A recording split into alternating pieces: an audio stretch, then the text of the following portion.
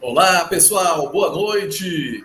Que alegria receber vocês nessa noite de quinta-feira, dia 30 de setembro, encerrando mais um mês e em um encontro que vai trazer para nós tantos conhecimentos, tantas boas reflexões e uma discussão sobre algo tão relevante e que vem atrelado ao gradual retorno às atividades econômicas e sociais com o avanço da vacinação e depois de um ano e meio de pandemia da Covid-19. Eu sou o Mauro Costa, sou jornalista, sou apresentador, sou diretor da AD2M Comunicação, que é a agência de assessoria de imprensa da FETRANS, a Federação dos Transportes, e estou muito feliz em conduzir essa conversa hoje para vocês. Ao longo dessa semana, tem sido realizada pelo Instituto Brasileiro dos Museus, o IBRAM, a 15ª edição da Primavera dos Museus, cujo tema central é Museus, Perdas e Recomeços. A Primavera dos Museus é um evento que acontece em todo o país, reunindo museus, instituições de memória, espaços e centros culturais numa única e gigantesca programação, sempre muito diversa e enriquecedora. A FETRANS mantém o Centro Cultural do Transporte, um espaço que faz parte do Sistema Nacional de Museus e participa ativamente todos os anos da programação da Primavera dos Museus. Esse ano, ainda por conta dos cuidados com a Covid-19, nós estamos fazendo esse encontro virtual, esse webinar com o mesmo tema nacional do evento do IBRAM. E para dar as boas-vindas a vocês que nos acompanham no evento e para falar um pouquinho também do trabalho da Federação dos Transportes, quero convidar para a tela a nossa superintendente da FETRANS, minha querida amiga Amanda Machado. Amanda, boa noite. Olá, Mauro, boa noite a todos. Em nome da Federação dos Transportes do Ceará, Piauí e Maranhão, quero desejar boas-vindas a todos que nos assistem, dar boas-vindas também aos nossos convidados e já agradecer por terem aceitado esse nosso convite para esse bate-papo, que tenho certeza que essa troca será muito enriquecedora para todos nós. Aqui na FETRANS, nós temos muito orgulho de trabalhar para o desenvolvimento do setor de transportes.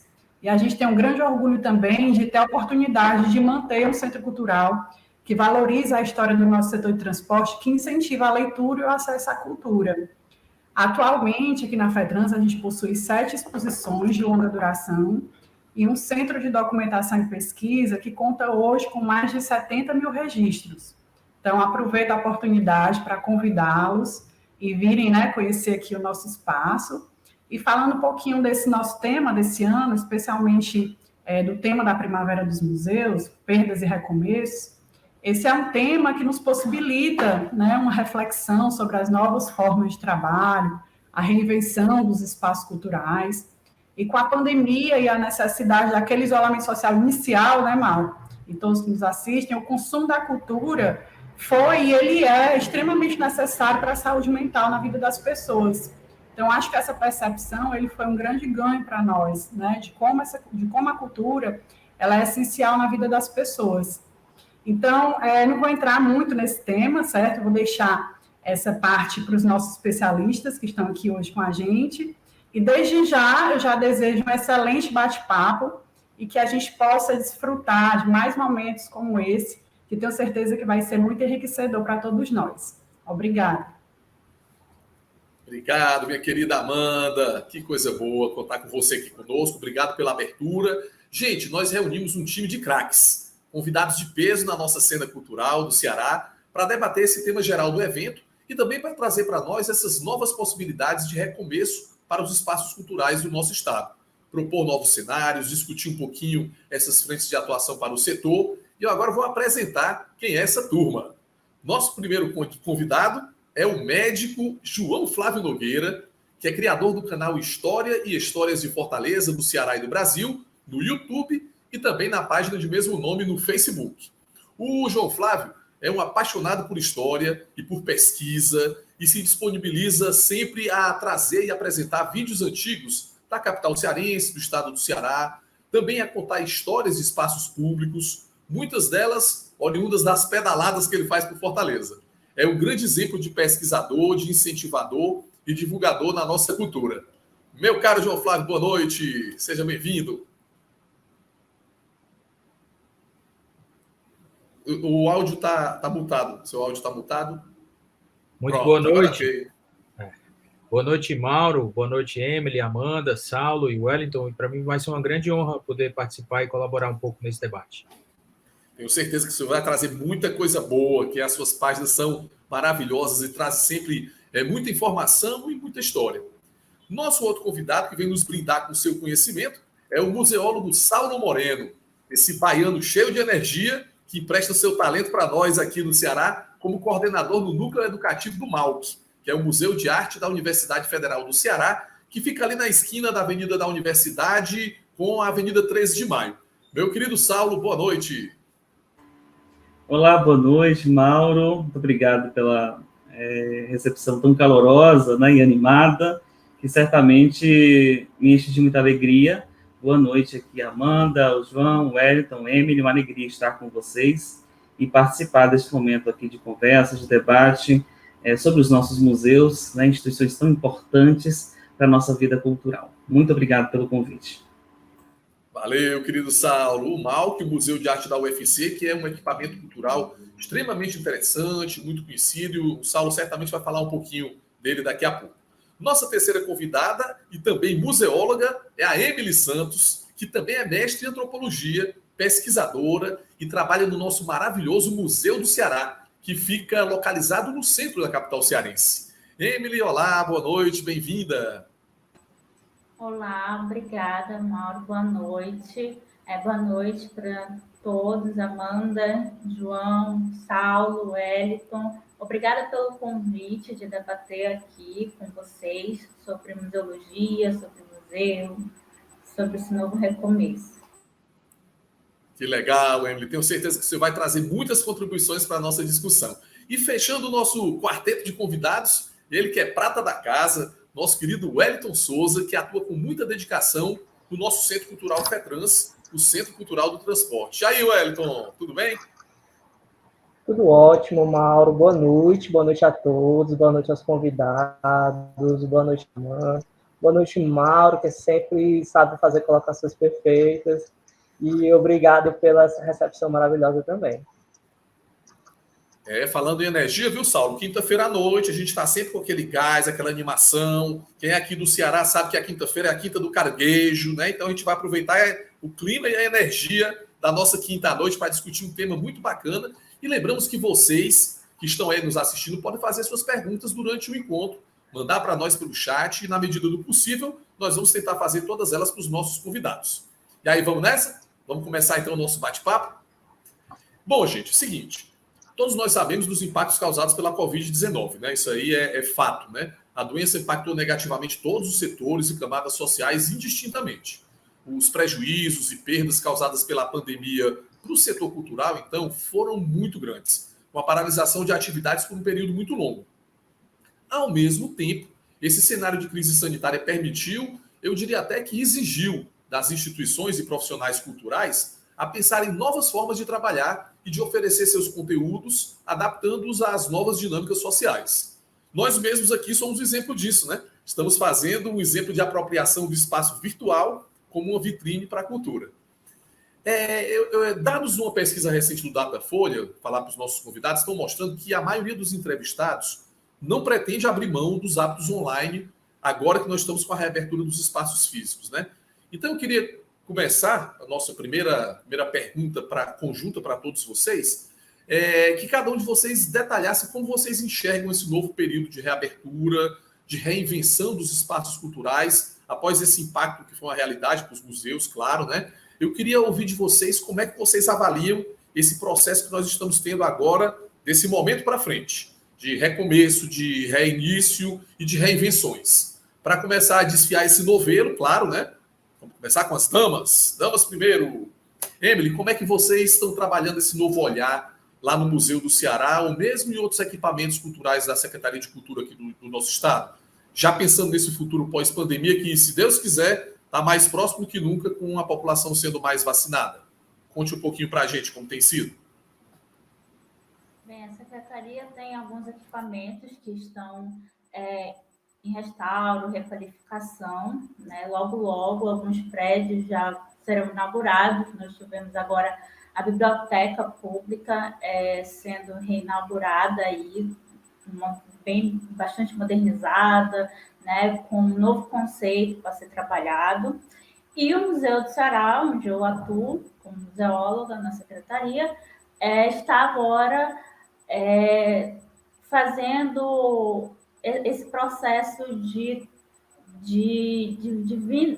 realização dessa restauração, né? Já foi anunciado para todo mundo. Então, nós estamos nesse processo de transferência do acervo, estamos procurando imóveis para transferir, né? E discutindo como pode ser readaptado aquele espaço que é o Palacete Senador Alencar, né? Que é tombado pelo IFAM. Então, vai passar por essa modernização, por essa requalificação. E também o museu busca uma reestruturação no sentido conceitual de museu, de repensar os seus valores, a sua missão, quais são os objetivos, aproximar mais com o público. Então, é não só uma restauração no prédio, mas também é uma reestruturação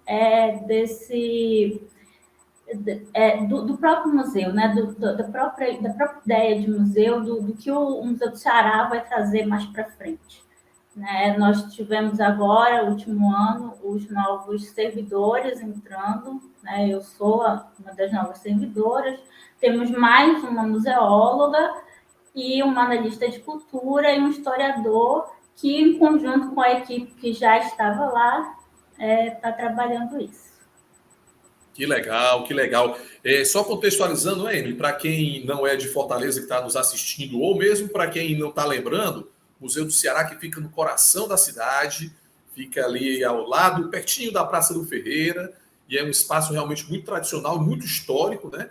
E eu achei interessante essa sua pontuação de que não é uma reforma só do prédio em si, das instalações, talvez seja uma reforma mesmo até da dinâmica que vocês funcionam, não é isso? Isso sim, é uma reestruturação de todo o pensamento do museu, né? O que o museu quer pensar de novo para essa sociedade e para essa pós-pandemia também, né? Então, nós estamos inovando no sentido de comunicação, nos planos de conservação, de documentação, nós estamos revendo tudo isso, né? Desde o processo de documentação até o processo de comunicação do museu está sendo repensado. Então, nosso trabalho está muito interno agora para termos força e começar um trabalho mais próximo para reaproximação mesmo com o público. Perfeito, trabalho que é capitaneado, conduzido pelo nosso secretário Fabiano Piúba, secretário de Cultura do Estado do Ceará. Obrigado, Emily. Saulo, e agora é com você, Saulo. Como é que você tem visto esse novo momento, esse passo daqui para frente, e como é que vocês têm feito isso lá no MAUC, lá no Museu de Arte da UFC? Perfeito, Mauro. Para quem não conhece, né, o MAUC, o Museu de Arte da Universidade Federal do Ceará, é um museu universitário, está localizado aqui no bairro Benfica, um bairro tradicional da nossa capital, né? E uma importância muito grande para a cultura também, com outras importantes instâncias da nossa universidade, como as casas de cultura, o prédio histórico, né, onde está a nossa reitoria, o memorial da UFC e tantos outros equipamentos. O MAUC completou em 2021 60 anos, então já é um equipamento bastante antigo, assim como o Museu do Ceará. O Museu do Ceará foi o nosso primeiro museu praticamente do Estado, hoje em atividade, né? Então, nós, junto com o Museu do Ceará, somos as instituições das mais antigas, né, no Estado do Ceará. O MAUC foi o primeiro museu de arte, primeiro museu universitário, instituído lá em 1961 pelo Antônio Martins Filho, nosso eterno reitor, nosso grande reitor da UFC. Então, inclusive, recentemente, eu gostaria de destacar, já antes de começar aqui, pensando essas reaberturas e os recomeços, né, mas também vou falar um pouquinho das perdas brevemente, destacar que eu recentemente tive uma surpresa com o João, né, eu vi que ele foi no MAUC e ele gravou e produziu um vídeo super bacana, certamente ele depois pode falar, e não sabia do vídeo, procurando alguma coisa no YouTube, eu localizei, então fiquei muito feliz, João, com a sua visita ao MAUC, nesse período agora de reabertura, após a reabertura do museu este ano. mas o MAUC reabriu em outubro do ano passado. Como destacar que desde 2018, né, assim como o Museu do Ceará, a Emily falou que eles estão vivendo nesse movimento de transformação, foi muito importante, né, que a Secretaria de Cultura realizou o primeiro concurso público, né, de uma secretaria tão antiga, integrando aos nossos quadros de servidores públicos, pessoas com qualificação em diversos campos, inclusive em museologia. Então, é uma alegria também rever a Emily aqui, encontrá-la, porque eu não tive a oportunidade de conhecê-la pessoalmente, né, depois ela chegou já no contexto de pandemia, mas certamente isso fortalece, né, os nossos museus, a sua qualificação técnica, assim como outros profissionais historiadores e tantos outros que adentraram, né, a Secretaria de Cultura. O MAUC já tem uma tradição, desde a sua criação, de ter um quadro técnico mais ou menos estável, sofreu flutuações ao longo do tempo, mas nós temos um projeto bastante consolidado de museu, que vem sofrendo também, claro, como não poderia ser diferente, transformações ao longo desses 60 anos, mas que a partir de 2018, principalmente, viveu um movimento, né, de transformação com uma mudança de gestão. E isso, eu faço essa referência porque eu acho que essa transição de gestão foi muito importante para o momento que a gente vive.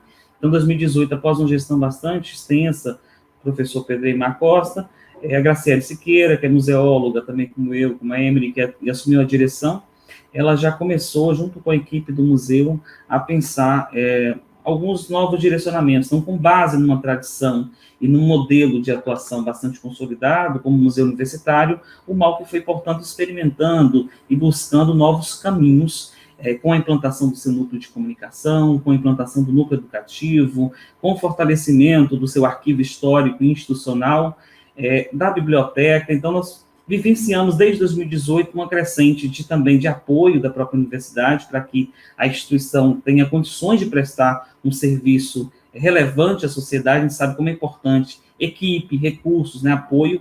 E aí vem a pandemia. Nós vimos uma crescente, inclusive, de número de públicos, né, de alcance social, de entrega, né, de um serviço em torno da arte, da educação do Ceará.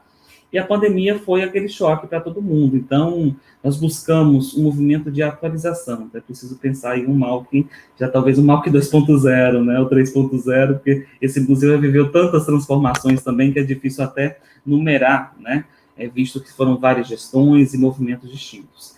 E agora, desde outubro, ano passado, reabrimos o museu ao público, com muito cuidado, com muita atenção. Afinal, o nosso maior patrimônio é a vida das pessoas. Daí, neste momento que nós tivemos tantas perdas, né, mais de 500 mil pessoas faleceram em decorrência da Covid-19, reabrir foi um ato muito pensado, planejado, até porque nós fizemos realmente uma migração bastante intensa para o universo do digital. É preciso destacar que, com muita dedicação, a equipe do museu não deixou que nenhum serviço deixasse ser prestado à sociedade. Então, as visitações, claro, ficaram fechadas ao público, o museu fechou completamente, mas nós fizemos atendimento a pesquisadores e houve um crescimento, inclusive exponencial, da solicitação de acesso à pesquisa, visto que o MAUC tem um acervo de referência na história da arte do Ceará e da cultura. Então, nós ampliamos o acesso de pesquisadores ao nosso acervo, ampliamos as ações digitais.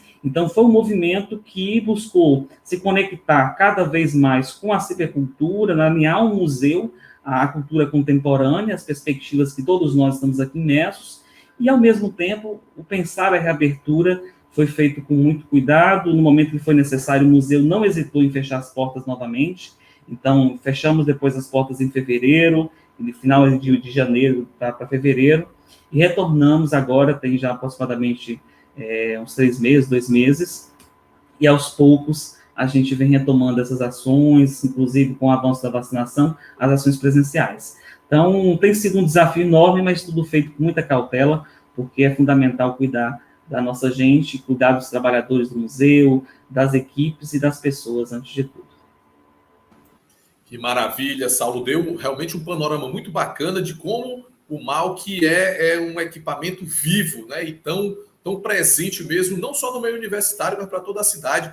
Eu que tive a honra de, aí vou confessar, aí já nos longínquos anos 1990, quando eu fazia faculdade, fiz algumas disciplinas e tive o professor Pedro Eimar. O professor Pedro Eimar foi meu querido professor, E, obviamente, ele descobriu que eu era melhor como jornalista e assessor do que como artista ou designer gráfico, né? Óbvio, né? Claro. Ô, Saulo, brigadíssimo.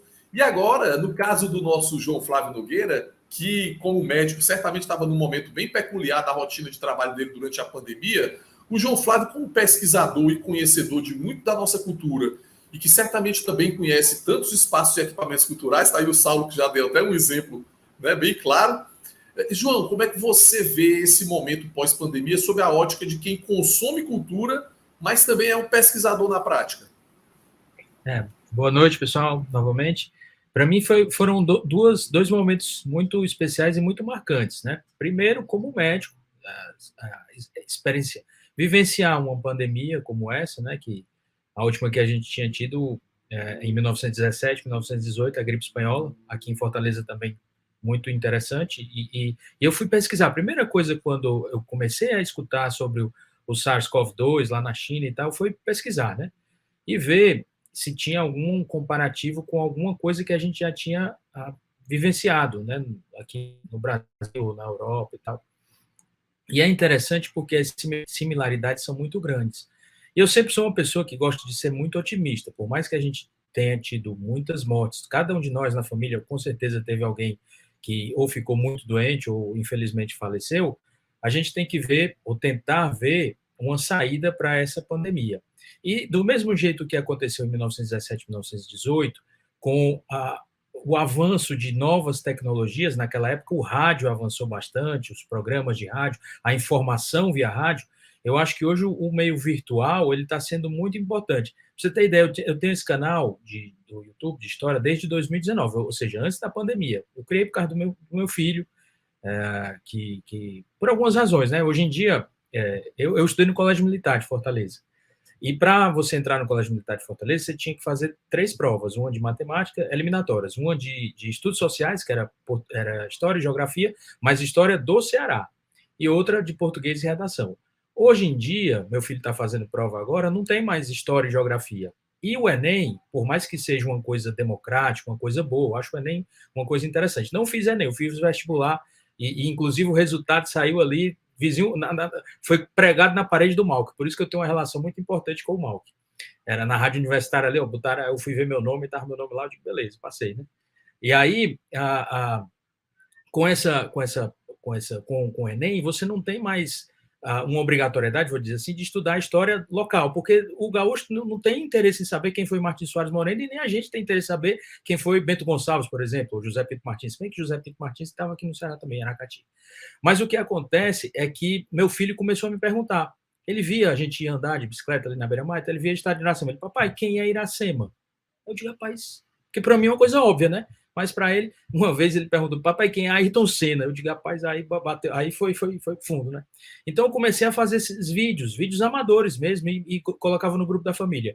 Aí o pessoal disse, rapaz, faça um canal no YouTube. Aí eu criei esse canal no YouTube. E antes da pandemia, assim, poucas pessoas acessavam e tal, tinha uns vídeos legais.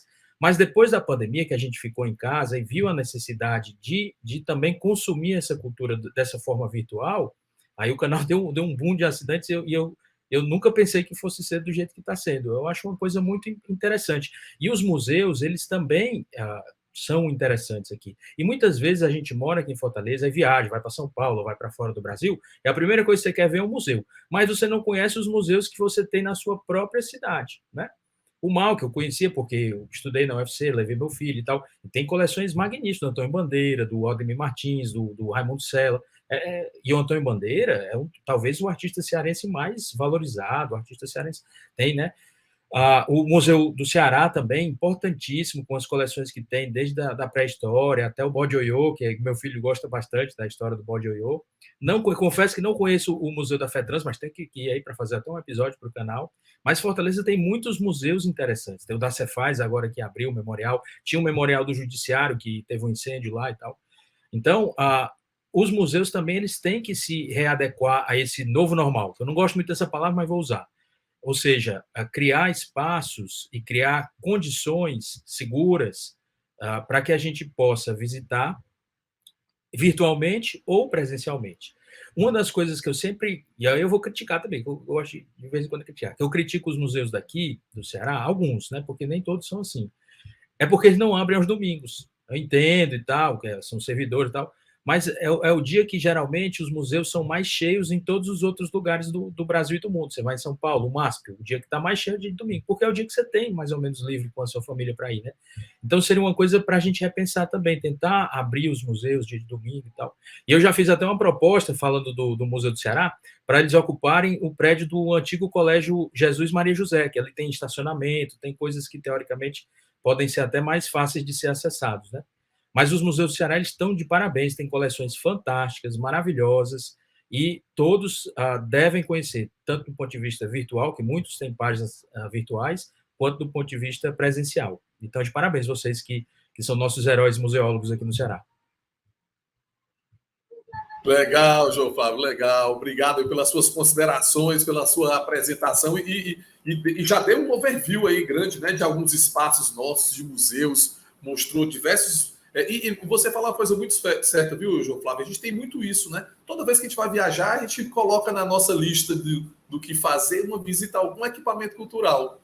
E muitas vezes esquece de observar que nós temos outros não tão conhecidos aqui, mas igualmente ricos em acervo, em propostas. Muito bacana, como é o caso do nosso Centro Cultural da FETRANS, que você vai conhecer depois. E o Wellington, nosso querido Wellington. Wellington, eu sei que você fez uma recente visita por equipamentos culturais de Fortaleza, né? Queria que você me dissesse o que é que chamou mais atenção nessa troca de conhecimentos e como nós aí na FETRANS, que eu digo nós porque nós estamos juntos aí trabalhando, estamos nesse momento de retomada. Sim, Mauro, sim, eu realizei essa visita técnica junto com a nossa reabertura, né, que foi no final do mês de julho, tá? E foi bastante enriquecedor, bem interessante, porque foi um momento de troca de ideias, troca de experiências, troca de planos futuros, certo? E também uma coisa que eu pude ver é que uma palavra predominava em todos esses locais, que é a palavra reinvenção. Todos tinham isso como meta, se reinventar, se recuar esses novos tempos que vivemos, né? E, acima de tudo, em todos eles também tinham a preservação da vida, certo? Tanto da vida do funcionário, como também da vida do público. Claro que obedecendo todos os protocolos sanitários exigidos pelo Estado, né?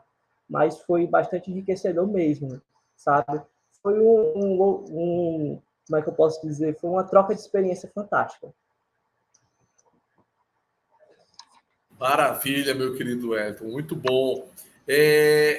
Meus queridos Wellington, João Flávio, Saulo, minhas queridas Emily e Amanda, nós temos plena consciência que antes mesmo da Covid-19, eu diria que nas condições normais de temperatura e pressão, já era um grande desafio chamar a atenção das pessoas para a preservação da história, por meio de um equipamento cultural, como um museu, ou mesmo um espaço ou centro cultural. Mesmo no caso das redes sociais, como no caso do João Flávio, ele até explicou isso, é preciso criar algo atraente para as pessoas se interessarem e se disporem a ir conhecer.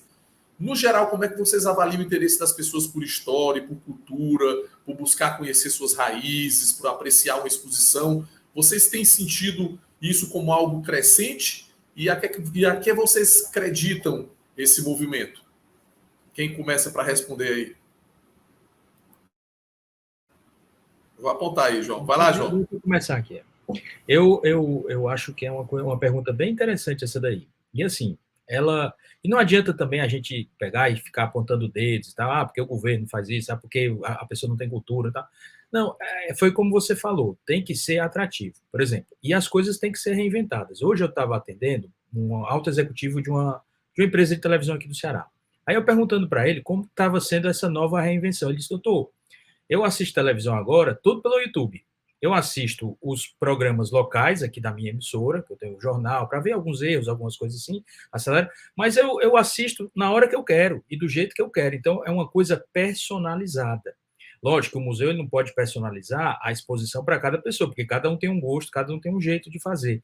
Mas o museu, eu acho que ele tem que dar condições de atração para as pessoas, para que as pessoas se sintam se sintam interessantes de ir para o museu. Por exemplo, o museu da FIEC, Museu da Indústria, ali perto do Passeio Público, da Praça dos Mártires. É um museu que eu achei muito interessante, já tinha ido várias vezes e tal, mas agora, depois que reabriu, eu fui com meu pai, com meus irmãos e tal, e ele lhe dá a opção de ter uma visita, vou dizer assim, personalizada. Você pode pegar uma pessoa, um guia, e vai, ó, o cara vai explicando aqui, aqui, aqui. Porque às vezes você põe só o museu, sem ninguém para explicar, ou só com as peças lá, muitas pessoas não vão saber nem o que é. Então, as pessoas não se sentem compelidas a ir ou ser atraídas. Então, essa personalização pode ser até virtual, você colocar um assistente virtual lá do lado para dizer, ó, isso aqui, foi isso aqui, aconteceu tal, tal, tal, tal, tal. Porque é muito importante, sabe? Fortaleza é uma cidade que, historicamente, redundantemente, né, historicamente, não preserva o seu patrimônio. A gente vê os exemplos, tem dioturnamente, de prédios históricos sendo demolidos.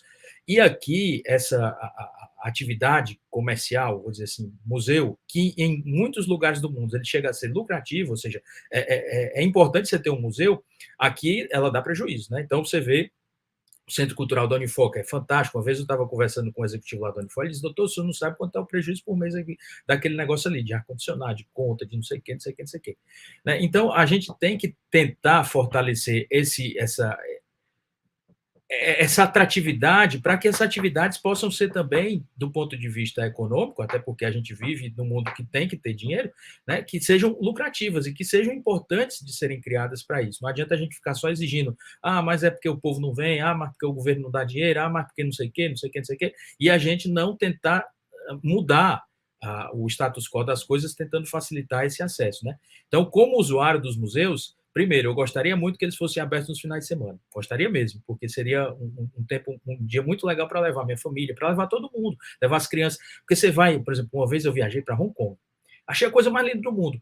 De domingo, eu fui no museu lá, estava tendo exposição do Van Gogh, as criancinhas todas lá, com os pais, com as mães, com os avós, né? Aqui, quando abre dia de semana, vai geralmente o colégio, mas não leva o pai. E você ter a referência do pai, meu pai sempre me levou para museu.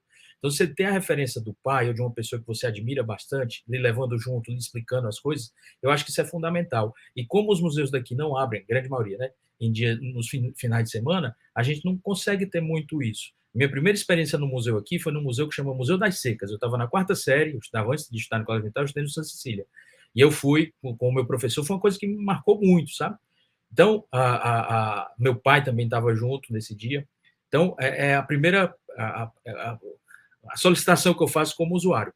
E a segunda é tentar fazer com que o museu ele seja um ambiente agradável para a gente ir, tanto do ponto de vista de exposição, que já é, a grande maioria já é, mas do ponto de vista de acolhimento, né? De você ter as pessoas para lhe acolher, como tem, por exemplo, eu fui recentemente no sobrado do doutor João Lourenço, José Lourenço, as pessoas lá fantásticas, no Museu da Indústria, fantástico. Então, eu acho que as coisas estão mudando para melhor. O Saulo estava anotando um monte de coisa, viu, Amanda? Não, por favor, Amanda, fala que depois eu vi que o Saulo estava ali. Mas tem muita coisa para falar. Eu achei a fala dos nossos convidados super interessante, especialmente a fala também do João, aí colocou bastante pontos interessantes aí para a gente. Já deixa o convite, venha para o nosso Centro Cultural para conhecer, tá certo? E aproveitando, com base nessa fala também do Mauro sobre o que é que vai ser o chamariz, né? As oportunidades, tem que ser atrativo, o museu tem que ser atrativo, então, especialmente na época que a gente está passando agora, a gente tem uma oportunidade, né? Que é o avanço da tecnologia, o avanço da internet na casa das pessoas, né? E eu acho que a gente tem que se fazer dessa oportunidade agora para divulgar os museus, né? A gente sabe que esse é um trabalho de formiguinha, né? De trazer pessoas, como já foi colocado aqui, né? A nossa cultura, muitas vezes a gente viaja, procura ver, né, um museu fora, mas as nossas raízes aqui, né? A gente tem que estar sempre despertando esse interesse e tudo, e é isso que a gente está tentando fazer aqui na Federação. Lógico que a gente vai cair na questão do virtual presencial. O virtual, hoje em dia, né, ele é importante, mas, na minha opinião, ela nunca vai substituir 100%, logicamente, com a experiência, né, que o visitante, a experiência que o público vai ter presencialmente aqui, as emoções, que mexem com as emoções, a história, né? Então, esse virtual, além dele ser interessante, mas ele nunca vai substituir totalmente a presença física, né, essa visita nos museus. E, assim, a intenção é que a gente aproveite a tecnologia para se modernizar, né, para colocar os museus mais acessíveis também, para quem também não tem essa oportunidade de ir presencialmente, de ver, né? Então, com o avanço da internet, isso nos possibilita aí o mundo, né? E era isso que eu queria colocar. Faz todo sentido, Amanda. E você até deu um spoilerzinho de um tema que eu ia pegar na frente, mas eu quero ouvir o Saulo, porque o Saulo anotou muita coisa, tá? Eu estava só observando, viu, João? Você falando, ele ali, ó, preparando aí o que ele ia dizer para a gente. Saulo, e aí, Saulo, como é que você observa? Mas o mal está sensacional, viu? Só parabenizar o Saulo novamente. Obrigado, João. Eu sempre anoto muito porque acho que esse momento, né, de escuta, em que a gente está escutando as pessoas com a opinião delas, ou com as contribuições delas aos museus, no caso da gente, museus, porque a gente trabalha em museus, é muito importante, né, que é um momento que a gente tem um feedback do público. Lá no MAU, que a gente sempre faz momentos de avaliação, né, geralmente depois das oficinas presenciais, a gente fazia um momento de avaliação. Agora, com as atividades, muito das atividades online, ficou ainda mais fácil. A gente passa assim com formulário, tenta captar essa visão, e muita coisa aprimorada nesse processo de escuta dos públicos, né? Então, é muito importante, eu agradeço demais o João pelas ponderações que ele fez, mas são todas muito, muito relevantes para a gente repensar mesmo o nosso lugar e o papel das nossas instituições. Eu queria começar falando um pouquinho sobre a questão do final de semana, né? Eu acho que é muito, muito, muito, muito significativa essa questão, é um problema que nós temos a ser resolvido, porque isso está ligado também à democratização do acesso aos museus, aos públicos que nós conseguimos alcançar, né? Então, acho que eu não conheço pessoas de museus que não pensem sobre isso, né? Que como que seria interessante a abertura, né, para diferentes públicos que hoje nós não alcançamos. Infelizmente, abrir aos finais de semana implica você manter o museu aberto implica em muitas responsabilidades, né? Eu não estou falando aqui como gestor, porque não sou somente museólogo e faço a gestão de um núcleo dentro do museu. Mas a gente tem questões sérias relacionadas à segurança, quando a gente pensa em abrir os finais de semana, né? De equipe. Geralmente, os nossos museus são equipes minúsculas, mesmo museus de grande porte, né? Por exemplo, o MAU, que é um museu que eu considero um museu de grande porte, pelo tamanho do seu acervo, seja de obras de arte, né? Mais de 7.000 obras de arte, um acervo arquivístico gigantesco também, uma biblioteca, mas mesmo assim a equipe é muito pequena, né, para dar conta de abrir durante toda a semana e ainda no final de semana. Então é um gargalo, João, que certamente a gente tem, mas acho que é importante se debater a questão, para que, inclusive, as instâncias que são responsáveis pela gestão dos nossos equipamentos possam olhar para eles com mais atenção. E nós, infelizmente, vivenciamos, nos últimos anos, um retrocesso quanto à política de apoio, né, às instituições culturais, assim como as universidades. Então, como eu estou na universidade, as duas coisas se cruzam, né? Um desfinanciamento da educação, da cultura, isso tudo impacta muito negativamente. Infelizmente, nós estamos vendo e vivenciando, tragicamente, os nossos museus pegando fogo. Então, hoje, é uma preocupação gravíssima nossa, eu tenho certeza para a Emily também, é difícil até, às vezes, dormir, pensando, eu fico, depois do que aconteceu com a Cinemateca, eu fiquei uns 2 dias sem dormir direito, porque isso atormenta a gente. Nós temos uma grande responsabilidade como instituições, né, manter as portas abertas, mas também cuidar dos acervos, né? Eu fico pensando sempre, eu que não sou do Ceará, Mauro, eu fico pensando, quando eu conheci o Malc, eu fiquei assim, meu Deus, eu tô num tempo da cultura do Ceará. Acho que o que de melhor na nossa arte foi produzida está naquele museu, né? É uma preciosidade assim, sem tamanho, né? A maior e mais relevante. Né? Então, se você imaginar tudo isso, então tem um investimento pesado para se manter essas estruturas, e eu acho que ainda não chegamos no ponto, né? Eu tenho certeza para a Emily também, tem uma série de questões que envolvem a gestão dos equipamentos, a gente não conseguiu ainda chegar nesse momento de abertura. Mas eu vou dar uma notícia, foi antes da pandemia, mas acho que cabe.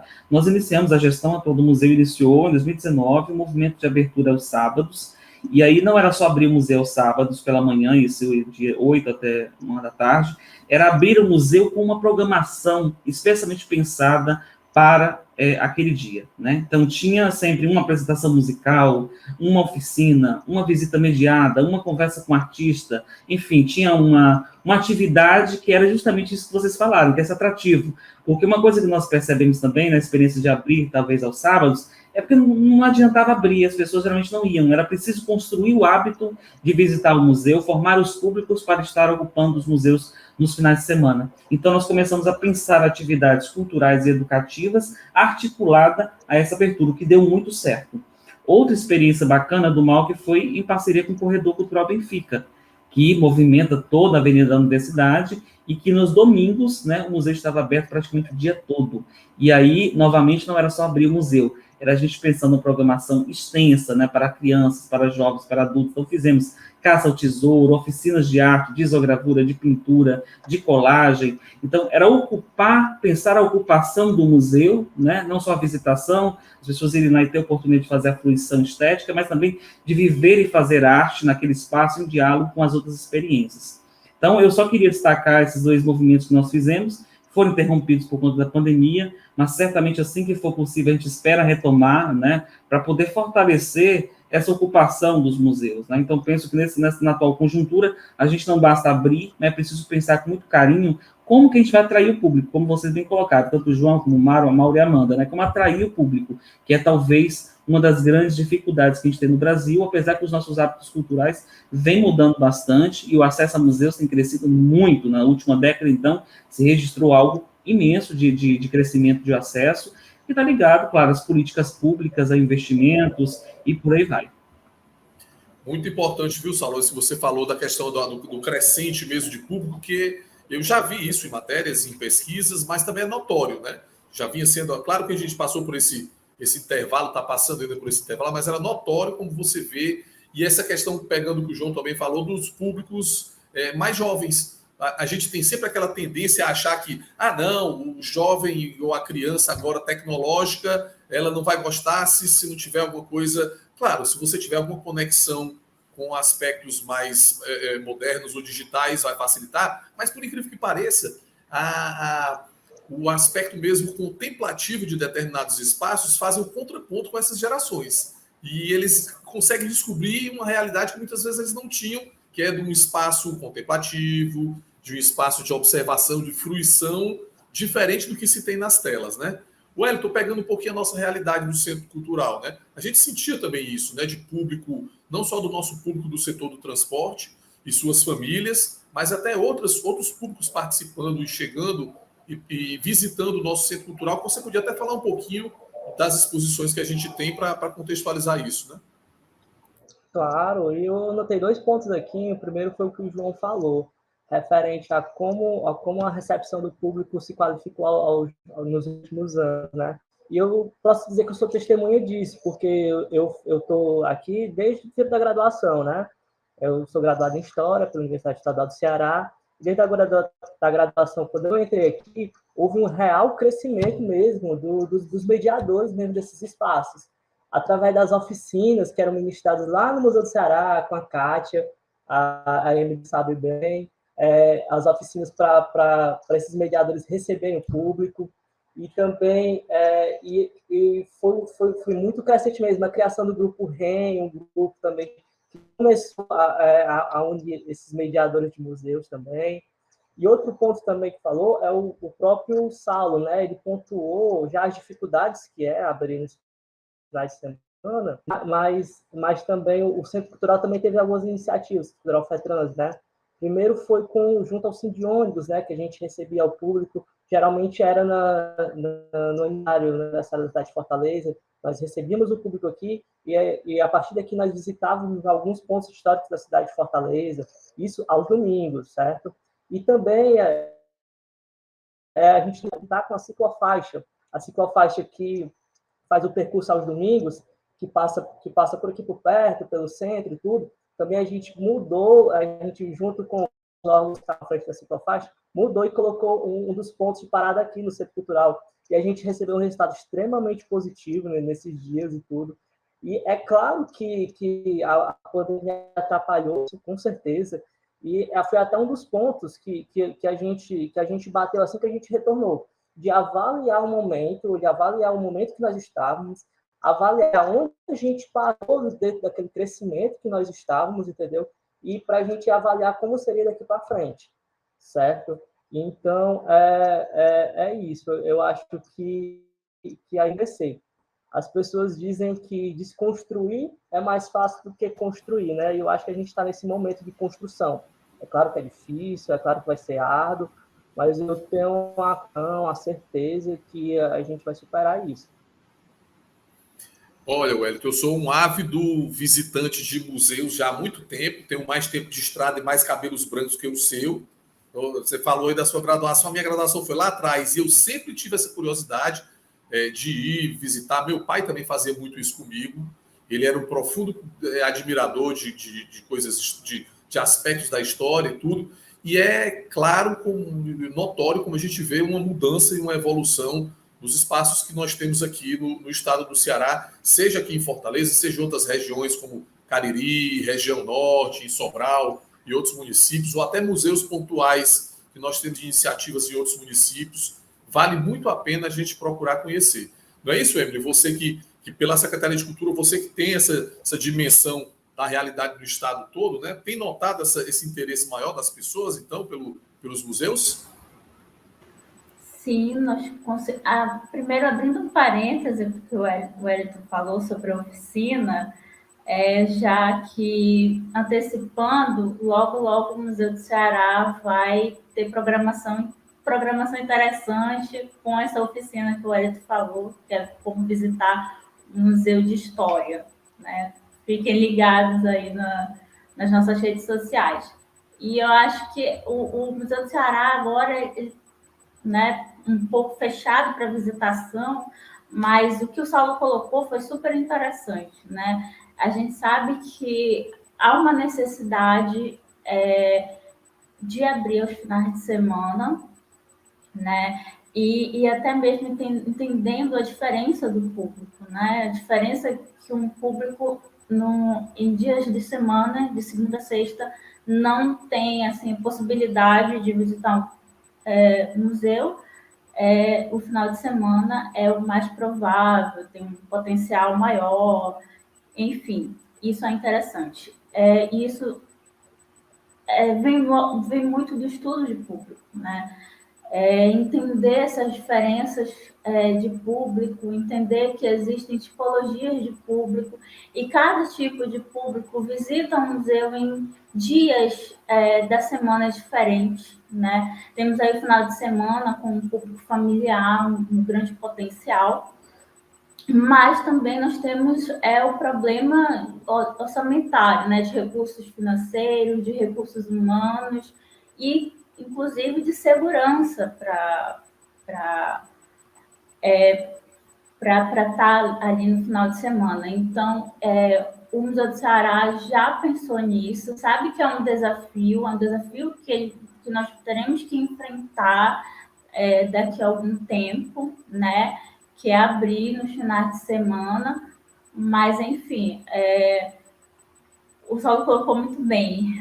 Sempre que a gente vê um museu pegando fogo, a gente sempre pensa, será que o próximo pode ser o nosso ou não?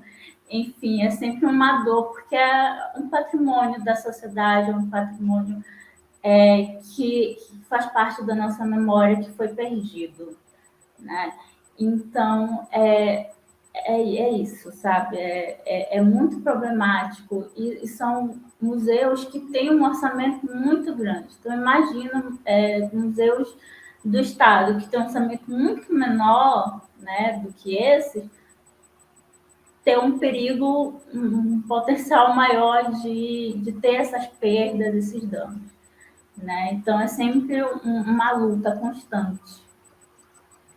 Daí a nossa responsabilidade coletiva, né, conjunta, enquanto sociedade, da gente olhar mais para isso, para o trabalho que vocês fazem, valorizar, seja com a presença da gente, seja com um trabalho espetacular como o João faz, que é uma iniciativa individual, mas está valorizando o coletivo, né? E, claro, até cobrando políticas públicas diferenciadas a respeito da preservação histórica dos museus, dos equipamentos culturais. João, que eu achei muito interessante a palavra que tanto a Emily, quanto o Wellington, quanto o Saulo falaram, que é ocupar. A gente tem que ocupar os espaços da cidade, as ruas, as praças, porque o pessoal, quando eu comecei a andar de bicicleta, mas é muito perigoso, não vou, eu digo, rapaz, se a gente não ocupar, sempre vai ser perigoso, né? Então a gente tem que ocupar. E outra coisa que eu sempre digo para as pessoas que eu conheço que têm alguma ingerência nos museus, a gente só valoriza aquilo que a gente conhece. Se a gente não conhecer, ninguém vai nem valorizar, ninguém vai visitar, ninguém vai... Então, os museus, eles têm que também tentar fazer esse trabalho de conhecimento, né? Tanto fazendo o trabalho de formiguinha, vai na empresa de turismo que traz os turistas lá de São Paulo para cá, da Bahia, não sei o quê, e diz, Fortaleza tem praia? Tem praias muito, mas tem museu também, vamos passar um dia lá visitando os museus aqui de Fortaleza e tal. Ou então, nas próprias escolas, ou como vocês já estão fazendo nas redes sociais, mostrando, tem o Museu do Ceará, tem o Museu Umal, que tem as exposições muito legais e tal. Então, isso é interessante para captar o público e para fazer com que os museus eles fiquem conhecidos e para que a gente depois ocupe esses espaços, até para poder valorizar eles ainda mais. É isso mesmo, eu concordo plenamente com você. Essa questão de ocupação é algo que até é uma forma de nós valorizarmos, estarmos valorizando o trabalho que está sendo feito por eles, né? Por esses profissionais que estão aí. Produção, eu ia pedir para a nossa turma da produção aí, nós temos já algumas perguntas. Será que a gente consegue colocar alguma delas aí na tela? Pronto. Como é que tem sido o retorno das atividades culturais, né? Dos equipamentos de vocês? Então, além da continuidade do uso de máscaras, que outros procedimentos estão sendo aplicados agora para quem está voltando aos poucos, gradativamente, a visitar os espaços que vocês três lidam, Saulo, Wellington e Emily?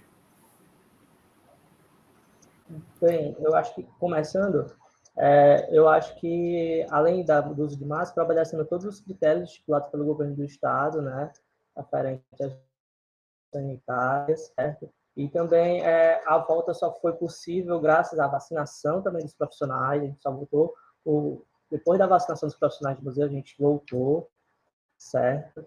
E eu acho que como eu já tinha dito, valorizando a vida. E a partir do momento que você valoriza a vida, o restante é consequência, né? Mauro, só complementando um pouquinho a fala do Wellington, né? Muito bem colocado, Wellington. A gente está aqui trabalhando com o público reduzido, a gente trabalha com agendamento, mantendo distanciamento. Então, assim, como o início da fala do Wellington, né? A gente procurou fazer uma pesquisa nos principais espaços culturais antes da gente reabrir, para que a gente pudesse reabrir com todos os cuidados, né? A gente viu, trocou um pouco de experiências com os outros museus aí, que são referências para nós. A gente viu como é que eles estavam fazendo e a gente procurou adotar aqui também, certo? Todo o cuidado e a segurança para quem está nos visitando, para o nosso público, que é mais direcionado ao setor de transportes, né, que está aqui no nosso dia a dia, mas que também é aberto à população em geral, né, para conhecer um pouquinho sobre a história do setor de transporte, como o setor de transporte começou desde a época dos bondes até os dias atuais. Tá certo? Detalhe, os bondes que não eram aí do bonde elétrico, não, era o bonde de atração animal, bondezinho puxado a burro, né? Você tinha lá o capinzinho para alimentar, que era o combustível não fóssil, o capinzinho do burro. Tinha um misto, né, que levava pessoas, mas também levava cargas. E aproveita aqui a oportunidade para dar um grande abraço para a nossa diretora cultural, que deve estar nos assistindo aí, grande professora Aida. Professora Aida Esquinazzi. E aí, Saulo e Emily, no caso de vocês, como vocês estão lidando com essa questão mesmo de visitação, de retorno, cuidados?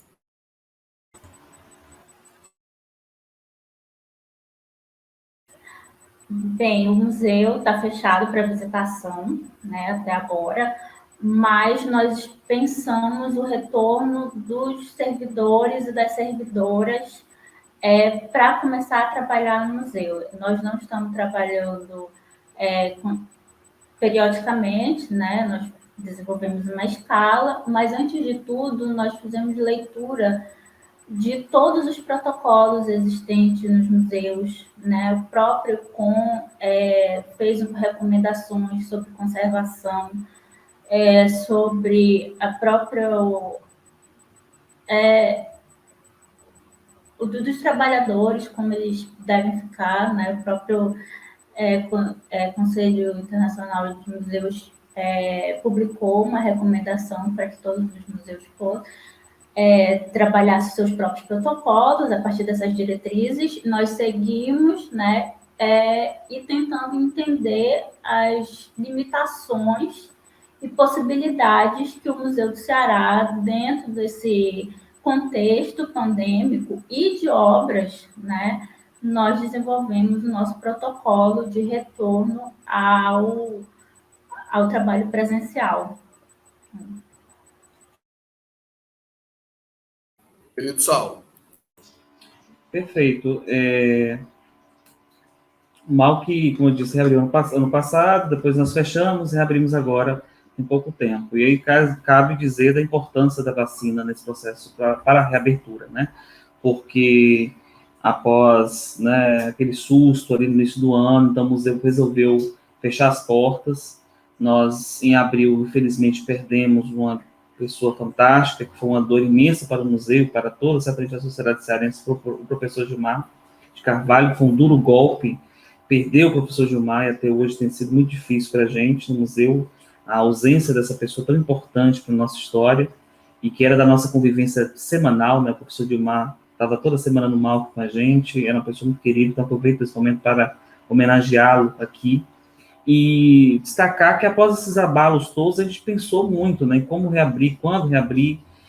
E aí, quando nós tivemos a vacinação dos profissionais de educação, como somos, né, uma universidade, então, após a primeira dose, nós começamos a preparar o retorno. Então, mal que iniciou o processo, mas eu queria só voltar um pouquinho para destacar também a importância dos nossos profissionais de museus, né, de todos os profissionais. Eu sou museólogo, mas também os outros que atuam em museus, sabe que temos vários profissionais nas nossas instituições, a depender do perfil, isso varia bastante, mas o Malc, posso falar aqui pelo Malc, nós, durante toda a pandemia, não deixamos de ir ao museu. Todos os dias tinha alguém no museu, porque nós temos um patrimônio a ser zelado, né? Como eu disse, os museus eles têm acervos. O Museu do Ceará, certamente, também, tenho certeza que vocês criaram, né, Emília, lá, rotinas e protocolos de trabalho com acervo. O Malc tem um acervo, como eu falei, bastante expressivo, de obras de arte, que estão em exposição, que estão em reserva técnica. Então, durante a pandemia, desde que começou, todo dia tinha alguém lá fazendo uma vistoria, tinha alguém também digitalizando algum objeto para enviar para o pesquisador, para a gente utilizar nas nossas atividades educativas e culturais online. Então, foi muito importante essa presença, né? As pessoas também se arriscaram para poder garantir que o nosso patrimônio fosse efetivamente preservado, isso cabe destaque, né? Além disso, além do uso da máscara, né, eu destacaria também a questão do limite, né, de pessoas no museu. Então, hoje nós temos um limite de 50 pessoas ao mesmo tempo visitando a instituição. É obrigatório o uso de máscara durante toda a visita, né, ao museu. E não estamos tendo ainda a visita de grandes grupos, né, são grupos limitados a 10 pessoas. E aí também outro aspecto que eu gostaria de tratar brevemente, que é do educativo, porque é um aspecto muito importante. Nós temos um setor educativo muito ativo, o Malc tem atuado nos últimos tempos também, nos últimos anos, desde que implantou o setor, na formação de pessoas na área de museologia e educação museal, através dos seus projetos de ensino e pesquisa e extensão, mas nós optamos, aí, por uma decisão da direção, da instituição, da coordenação do núcleo educativo, de não retomar a presença dos estudantes enquanto eles não fossem vacinados. Então, nós reabrimos o museu ao público, garantimos o acesso às exposições, as pessoas estavam pedindo, né? Então, seguindo os protocolos, a gente reabriu, mas sem essa presença dos educadores e das educadoras, que a gente sabe que é tão importante. Foi uma opção feita naquele momento, porque já estava próximo à vacinação, estava tão próximo ali de receber a vacina, a gente falou, não vale a pena arriscar os nossos estudantes, que atuam como educadores, para essa reabertura. Então, agora, passada a primeira dose, alguns deles a segunda dose, agora, a partir da semana que vem, aproveito para anunciar aqui também, os nossos educadores já estarão também fazendo visitas mediadas, ainda de pequenos grupos, né, grupos pequenos, 10 pessoas, 12, 15 no máximo. A gente vai estar com a programação também na próxima semana de calorada no Malc, então a gente vai fazer uma programação muito especial de acolhimento aos nossos novos estudantes da Universidade Federal do Ceará, mas toda a sociedade é convidada, como sempre, nunca é fechado, o museu está aberto a todos e a todas, para justamente retomar essa visita, né? Essa visita mediada que é tão importante, esse diálogo que nós estabelecemos como educadores e educadoras nos museus, entre o público e as obras de arte, que tá, entre o público e o que está exposto, né? Maravilha, Saulo, que bom, hein? Lembrar sempre nosso querido e amado professor Gilmar de Carvalho, que também tinha uma relação muito próxima conosco, aqui na FETRANS, no Centro Cultural, uma figura maravilhosa da nossa sociedade, eternamente lembrado por todos nós. Gente, olha, vocês sabem que é uma loucura, né? O tempo aqui, se eu olhei para o relógio agora, eu tomei um susto. Quando a gente menos espera, um bom bate-papo é desse jeito. Quando a gente vê, o tempo passou. Eu quero pedir para a produção mais uma pergunta. Eu vou ver se a gente consegue fazer mais algumas. Eu vou tentar fazer o seguinte: tecnologia e inovação, né? Como é que a tecnologia e a inovação têm sido trabalhadas pelos profissionais da cultura? E no que isso pode impactar nas experiências de quem consome produtos culturais ou de quem frequenta espaços culturais? Essa parte aí, viu, João? Podia começar com você, sabia? Mesmo aí, no caso, você como uma pessoa que já está cotidianamente ligada com inovação e com tecnologia quando você começou a fazer o seu trabalho muito bacana nas redes, né? Isso eu acho fundamental, né? Assim como em 17, 18 houve esse estímulo ao rádio, hoje em dia a gente tem esse estímulo às novas tecnologias, primariamente às redes sociais, e essa personalização da informação, né? E a democratização da informação também, né? Então, isso é muito importante, eu acho, sabe? Assim, você vai visitar um museu, você ter hoje um código QR com alguma página ligando para você saber o que foi o que é aquilo que você está vendo, que você põe, todo mundo hoje tem um smartphone, né? Você põe o celular, já sai logo o negócio. O uso da realidade aumentada. Eu fui a um museu agora, mês passado, fora do Brasil aqui, que era sensacional. Você punha, tinha um código QR, você põe no celular assim, aí você via como era o prédio 100 anos atrás, entendeu? Então, esse uso da realidade aumentada, o uso das redes sociais, né, o estímulo cada vez mais, alguma pessoa mostrando aquela exposição do museu no YouTube, até para quando a pessoa for, ou antes de ir, ela vê no YouTube como é que é aquela exposição e já ter algum tipo de informação prévia, né? Então, o uso dessas tecnologias, eu acho que vai ser fundamental, e essa adaptação dos museus às novas tecnologias, muitos já estão adaptados, vai ser uma coisa muito importante para essa democratização da informação e das exposições que há. Perfeito, perfeito. Bom, e vocês, os três, eu acho importante vocês abordarem também, Saulo, Wellington e Emily, essa questão da tecnologia e da inovação. Acho que é uma pergunta até que a gente podia, Amanda. Eu sei que nós estamos um pouquinho atrasados no time aqui, mas acho que vale para a gente pensar mais ou menos como é que vocês veem os equipamentos culturais do século XXI daqui para frente, né? Já estamos com 2 décadas de século. Como é que vocês veem essa questão de inovação e tecnologia aplicada em cenários futuros de século XXI para os equipamentos nos quais vocês atuam?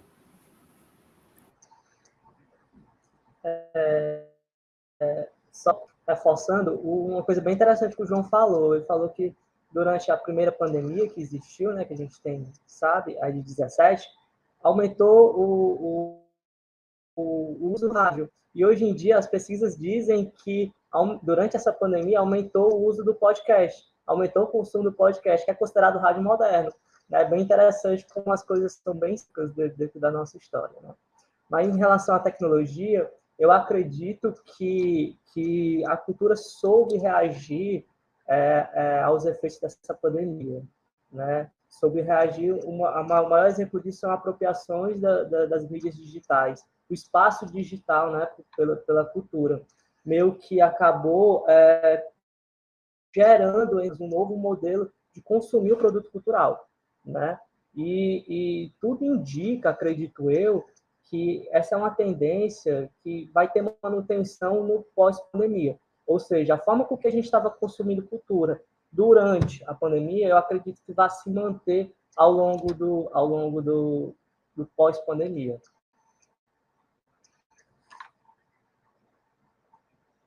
E aí, Saulo, Emily? Então, eu acho que é muito... Eu vou seguir a mesma linha aqui do Wellington, acho que a gente conseguiu superar muitos desafios ocupando o digital. Parabenizo muito iniciativas como o João, acho que nós precisamos de mais, né, pessoas como ele que façam esse trabalho também, e porque tem um outro alcance às vezes, né? O canal dele vai ter um alcance que o nosso próprio canal no YouTube não tem, que as nossas mídias não têm. É muito importante e valioso essa parceria, né, com a sociedade civil. Nós temos várias parcerias lá no MAUC extremamente importantes. E quanto aos desafios da inovação e da tecnologia, eu acho que aí a gente toca num aspecto que no Brasil é muito grave, que é para ter inovação em tecnologia, principalmente as novas tecnologias, as tecnologias digitais de comunicação e informação, eu penso que a gente vive um gargalo, porque para isso é preciso recurso. Não tem como fazer sem recurso. E nossas instituições estão muito abandonadas, infelizmente, né?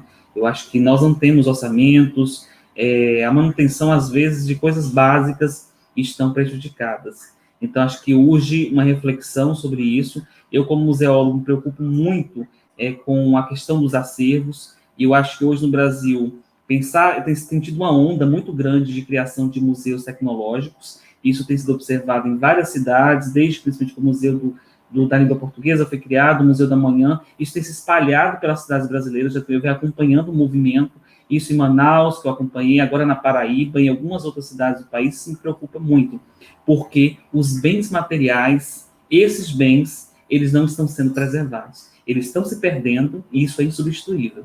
Experiências digitais nós podemos construir sempre, mas eles têm sempre uma matriz, eles têm uma base. E são essas matrizes materiais que estão ardendo hoje nos incêndios dos nossos museus, que estão queimando por aí nos nossos arquivos. Então, me preocupa muito essa questão. Eu tenho visto com muito receio mesmo o crescimento desses museus digitais, porque nossas cidades ainda são carentes de museus de cidade, por exemplo. As cidades não têm museus. A minha cidade, eu sou da Bahia, não tem um museu de cidade. Então, não há um acervo material que conte a história da nossa cidade. As fotografias, até para você pensar, né, João? O João está falando dessas experiências que ele vivenciou lá no exterior, mas vai você olhar, os acervos estão lá preservados. Existem, né, estão digitalizados, mas as cópias, os objetos materiais, eles estão já trabalhados, às vezes disponíveis online, né? Hoje, no Brasil, a gente tem pouquíssimas instituições que disponibilizam os seus objetos de forma digital. Então, eu vejo que nós temos um cenário bastante difícil, mas eu gostaria de destacar a relevância dos profissionais, porque mesmo sem condições, os nossos profissionais fizeram muito. Se você pega a programação da Primavera dos Museus, Semana Nacional de Museus, você pega o que os museus brasileiros fizeram diante de tanta diversidade, de tanto abandono, é surpreendente.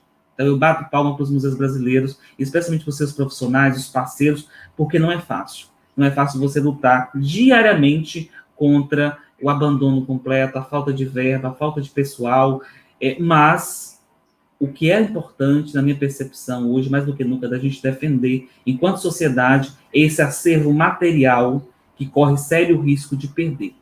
A gente tem visto aí os prédios sendo demolidos com grande intensidade na nossa cidade de Fortaleza, inclusive prédios já tombados provisoriamente e que vão para o chão. E eu me preocupo muito, como museólogo, com o que a gente tem vivenciado de perda de objetos materiais que não poderão ser substituídos, porque são únicos. Perfeito, Saulo. E Emily, para a gente fazer o complemento com você, e depois eu quero ouvir você também, viu, Amanda? Eu acho que pegando um gancho no que o Saulo falou, eu concordo, é uma grande problemática que nós, trabalhadores dos museus, verificamos, né? Tem muito problema com museus pequenos, museus, né, menores, que sequer têm uma página de site, uma página de Facebook, e eles conseguiram se adaptar a isso. Eu acho que por isso tem tanta live, né? Porque não tem plataformas que possam dar vazão para outras formas de interação com o público virtualmente, né? Que não seja... a live foi mais possível, mais democrática enquanto plataforma. Mas, assim, eu penso que poderia ter potencialidades melhores se tivéssemos recursos mais bem empregados no setor cultural.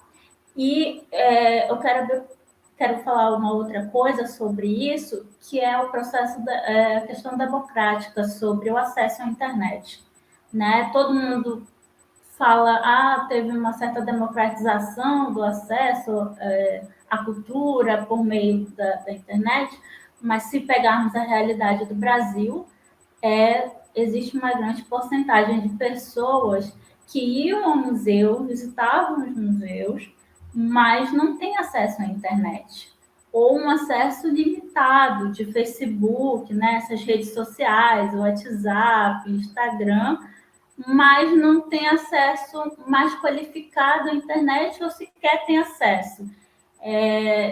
Por exemplo, no Pará, eu sou do Pará, existem áreas ribeirinhas que o acesso é limitado. Então, poder fazer uma live com essas pessoas, ou até mesmo acompanhar uma live, se torna muito mais desgastante e inviável do que uma visita ao museu, né?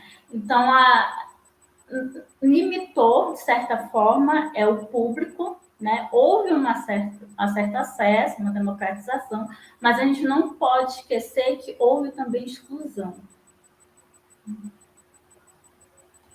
É isso aí, Emily. São reflexões importantes também. Amanda, nosso tempo aqui estourou demais, a produção vai estar puxando minhas orelhas, mas eu queria ouvir você também para a gente encerrar. Você que é a pessoa que sei que é sempre tão atenta a essa questão da inovação, está sempre buscando olhares diferentes ao que é feito pela FETrans, também do próprio Centro Cultural. Queria que você desse seu parecer também sobre esse papel da tecnologia e da inovação e, obviamente, alguma coisa que possa dizer respeito aos nossos equipamentos, né?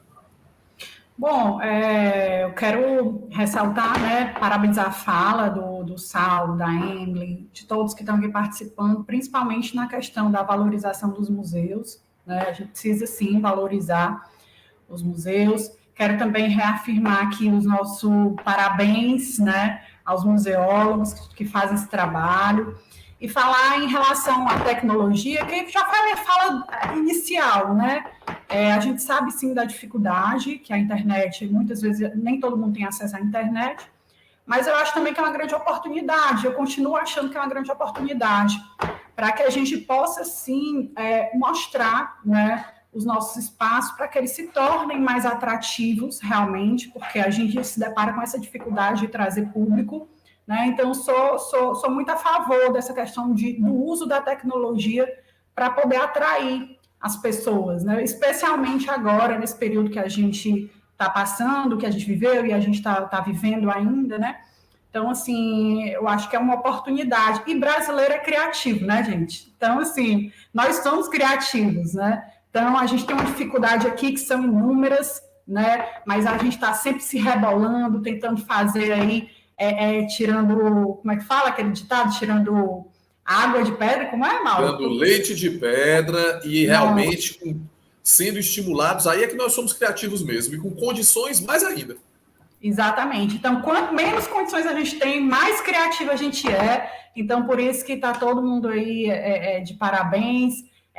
O João que faz esse trabalho aí de divulgação também dos museus. Não conhecia o canal, conheci agora e achei assim, super interessante. A gente tem que estar expandindo, sim, a nossa cultura, a gente tem que estar divulgando.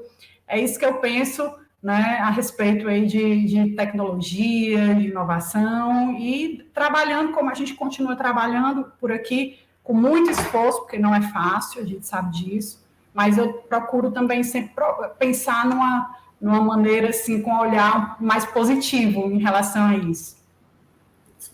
Perfeito, Amanda. Gente, que loucura. O tempo passou voando, a hora passou voando, estouramos o nosso tempo e, por mim, eu ficava com vocês mais umas 2 horas conversando.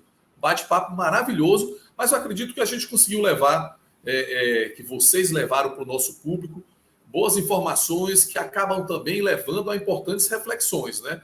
Mesmo com esses processos que precisaram ser modificados ou acelerados, a cada dia estão surgindo novas possibilidades, né? E elas mostram que a cultura é essencial e que ainda que tenhamos tido os espaços e museus e espaços culturais fechados, a cultura em si ela esteve viva, ativa nos momentos da pandemia, assim como o nosso transporte, nosso setor do transporte que não parou um só minuto. Afinal, para a gente são 2 atividades que fazem parte da vida do ser humano. Então, gente, queria agradecer demais a presença dos nossos convidados. Muito obrigado a Emily Santos, ao Saulo Moreno, ao João Flávio Nogueira, ao Wellington Souza.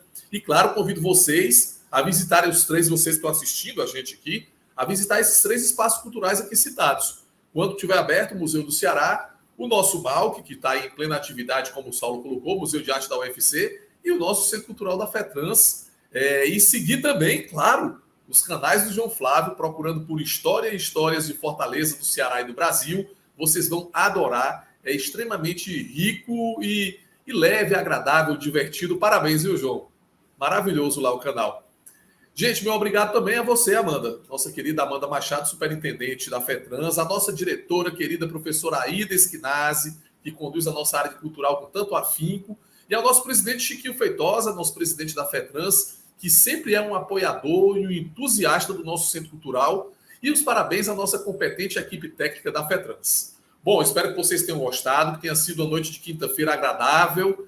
Muito obrigado pela presença de vocês conosco, muito obrigado mais uma vez aos nossos convidados. Uma boa noite, um excelente restante de saúde, de semana com muita saúde, saúde, cuidados que a gente tem que ter para continuarmos aí na nossa caminhada plena e acompanhando o trabalho que vocês têm feito nos equipamentos culturais. Então, gente, obrigado a todos. Vamos encerrando agora a nossa transmissão. Boa noite.